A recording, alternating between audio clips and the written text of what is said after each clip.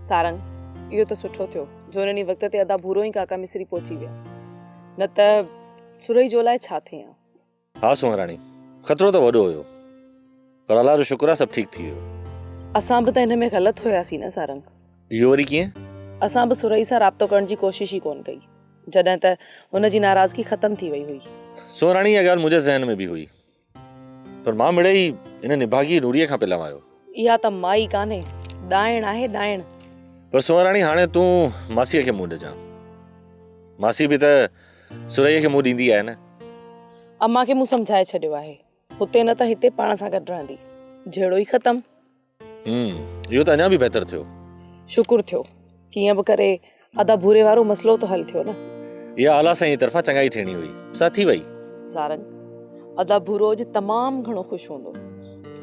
ज़ाहिर आहे ॿिनि दिलनि जो मिलाप थियो आहे, ख़ुशि त हूंदो। अल्लाह करे सदाई ख़ुशि हुजनि, सदाई ईअं पंहिंजो पाण में ख़ुशि रहनि। सिलू तैयार थी, खालदी छोरो जान जीप काए पुजी वियो। असलम हाँ तो तैयार है, अच्छे तालू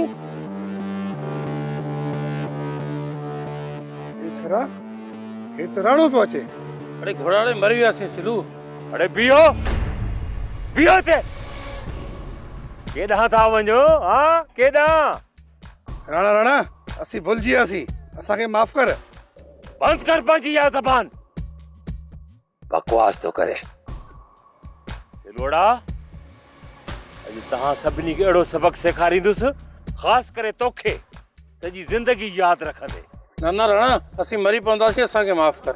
अॼु न बचंदव, अॼु तव्हां जूं टंगूं ऐं ॿाहूं आउं भॼी छॾींदुसि। ए राणा हाँ तोखे हथ तो बधा, असांखे माफ़ कर।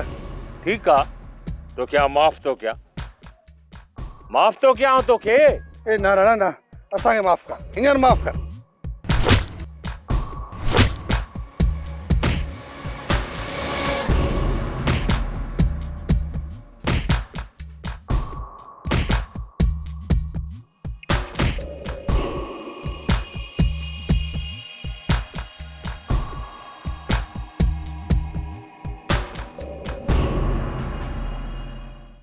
ए तो सिल्लू वाला जे कीअं हो मुआ ए मरंदो त की न। सिलू जी टंग त झुरी हुई, उहो त मोह बि ॾिठी, ॾिसी ईसो ऐं मूसो आया पे, उहो खणी डॉक्टर वटि भॻा हूंदा। मुंशी मां तोखे चयो कीनो, इन के ना कुछ कोन थींदो।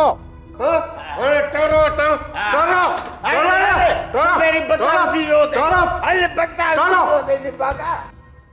सोप सीरियल सारंग जा तमाम एपिसोड्स ॾिसो HD क्वालिटी में। विजिट करियो असांजो YouTube channel Sindh TV HD drama.